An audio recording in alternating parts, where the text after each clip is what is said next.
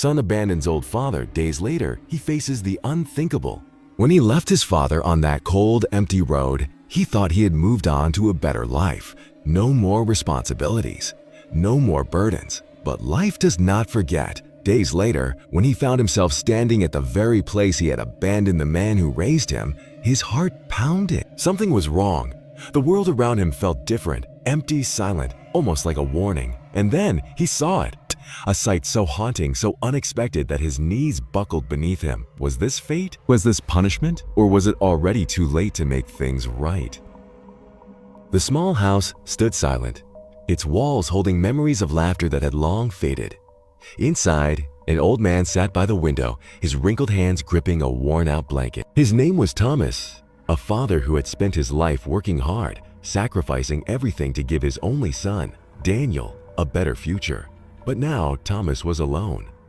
Daniel, his son, had grown up to be a successful businessman. He wore expensive suits, drove luxury cars, and lived in a high-rise apartment far from the simple home where he was raised. To him, his father was a part of the past, something he no longer had time for. That evening, Thomas waited by the door, watching the sun dip below the horizon. He hoped, just like every other day, that Daniel would visit.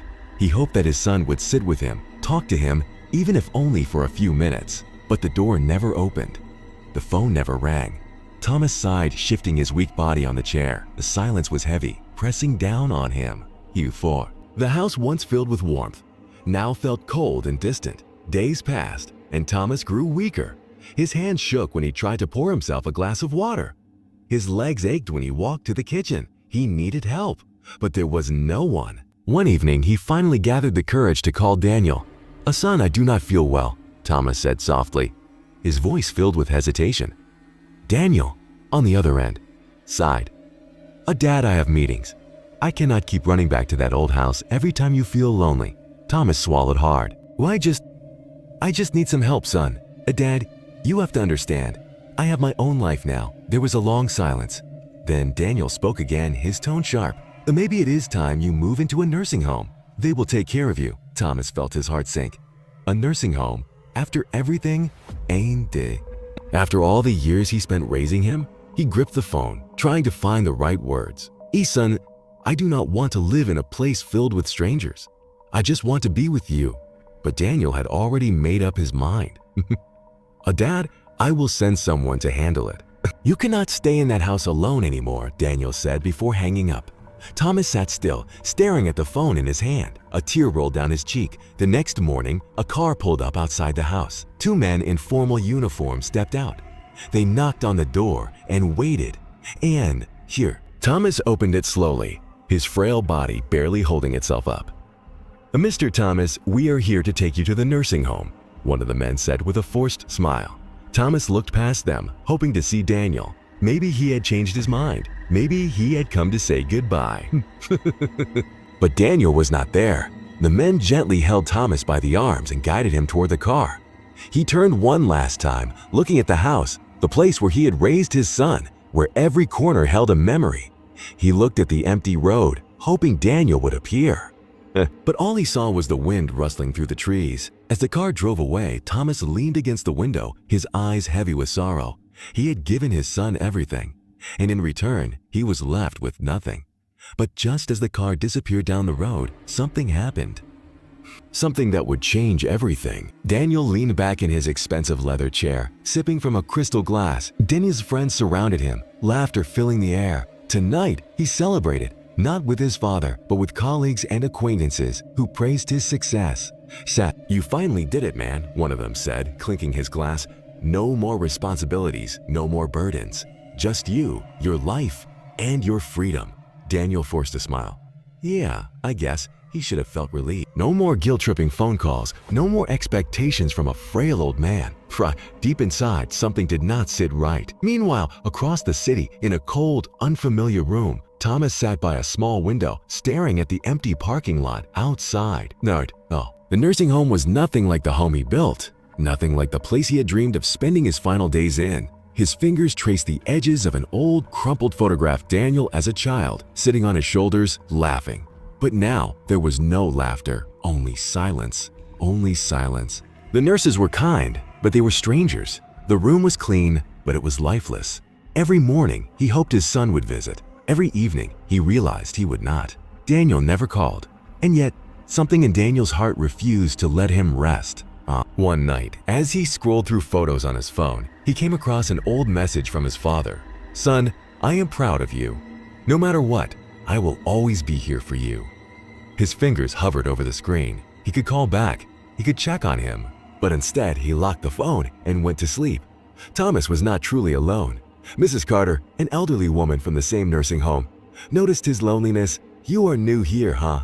she asked with a gentle smile. Thomas nodded, offering a weak smile in return. "I used to wait for my children to visit too," she sighed. "Took me years to realize they were never coming."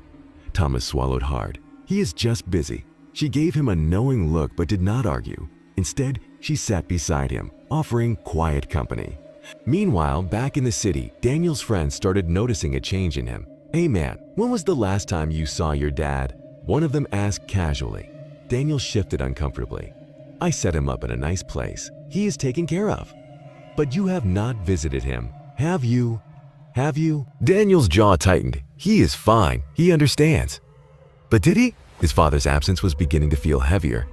The silence after their last conversation replayed in his head. But he pushed it aside. Life moved forward. Until it did not. One morning, Thomas was not in his room. The nurses checked the common areas, the garden, the hallways, but he was nowhere to be found. Panic spread through the nursing home.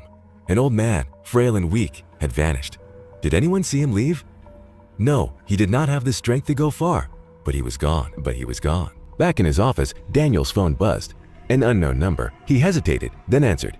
"Hello, is this Mr. Daniel Carter?" a serious voice asked. "Yes, speaking." There was a pause. "This is St. Vincent Nursing Home. It is about your father." Daniel's heart stopped. Yours heart stopped. He gripped the phone tighter. "What happened?" Another pause. "He is missing."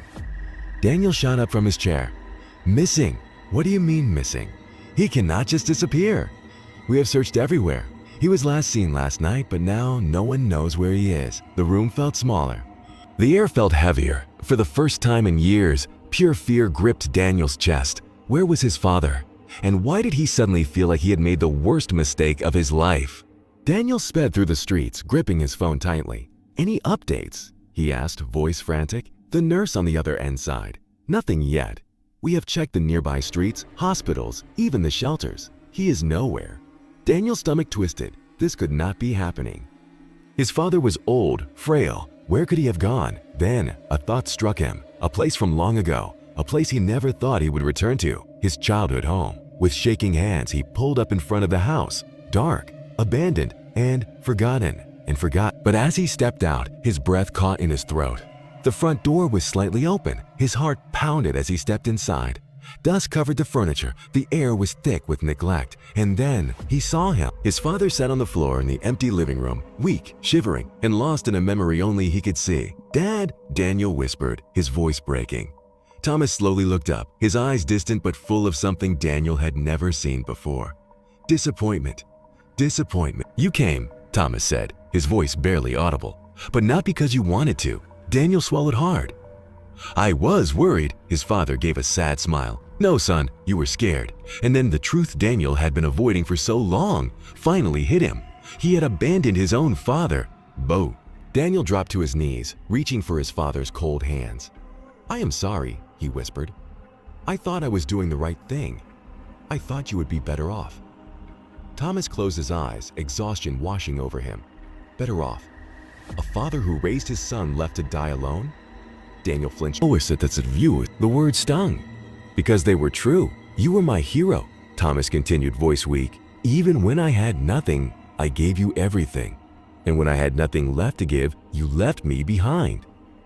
Daniel's chest tightened. How had he become this person? He had spent his life chasing success, believing that wealth meant power, that comfort meant freedom. But here, in the cold silence of their old home, surrounded by nothing but regret, he realized something. None of it mattered. A knock at the door made them both turn. An old man stood there, someone Daniel did not recognize. He was rough-looking with eyes that had seen too much. "You Carter's boy?" the man asked, stepping forward. Daniel nodded, confused. "I knew your father when he was young. Strongest man I ever met." The man glanced at Thomas, shaking his head. "And now he is just another forgotten soul, like the rest of us." Daniel's throat tightened. "I will take care of him. I will fix this." The old man let out a hollow laugh. "Fix it?" He stepped closer, staring Daniel in the eye.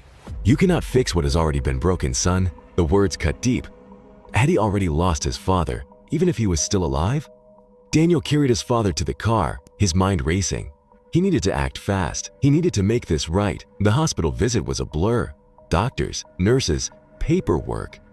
Nurses, paperwork. They told him the truth he had been too blind to see. His father was not just weak, he was dying. And Daniel had wasted what little time they had left. As he sat beside his father's hospital bed, guilt gnawed at him. "You should rest," Daniel said softly. Thomas chuckled weakly. "Rest?" Daniel said weakly. "I have done nothing but rest since you left me behind." Silence. Daniel's chest ached. "Dad, I need you to know I am here now. I will not leave again." His father looked at him for a long moment. Then, finally, he smiled. "I hope that is true." But deep down, Daniel knew some things once broken could never be fully repaired, and fate had its own plans. The cold wind cut through Daniel's coat as he stood in the hospital room, his hands trembling at his sides. Machines beeped softly, counting down the moments he never wanted to face. His father lay still, his breath shallow, his face pale. And for the first time in his life, Daniel felt truly powerless. Point 1. The emotional climax. The doctor's words were a blur. "There is nothing more we can do." Daniel gripped his father's hand, his chest tightening. "Dad, I need you to hold on." Thomas slowly opened his eyes, the weight of years reflecting in them. "Son," his voice was barely a whisper. "I am here now. I promise I will take care of you. I will not leave again." A faint smile touched his father's lips. "You finally understand." His fingers tightened just slightly. But understanding does not always come in time. Daniel shook his head. No, do not say that. You are going to be okay." His father's eyes softened. "You do remember the story I used to tell you about the boy who ran too far and forgot the way home?" Daniel swallowed hard. "But yes," Thomas exhaled, his voice fading. "You finally found your way back. But some roads do not wait forever." A long pause. Then his fingers went limp in Daniel's hand. The machines let out a long, steady sound. Daniel's world shattered. The funeral was quiet. Few people came. A neighbor, a distant relative, a man Daniel barely recognized who muttered about what a good man Thomas had been.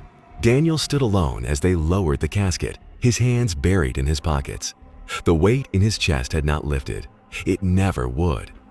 He had spent his whole life chasing success, believing wealth meant freedom. But standing here at the edge of his father's grave, he realized the truth. He had abandoned the one person who had never abandoned him. And now, there were no second chances. A small boy passed by, holding his father's hand. He laughed, tugging on his sleeve. "Oh, Dad, do not let go." The father chuckled. "And never, son." Daniel's throat tightened. He had been that little boy once.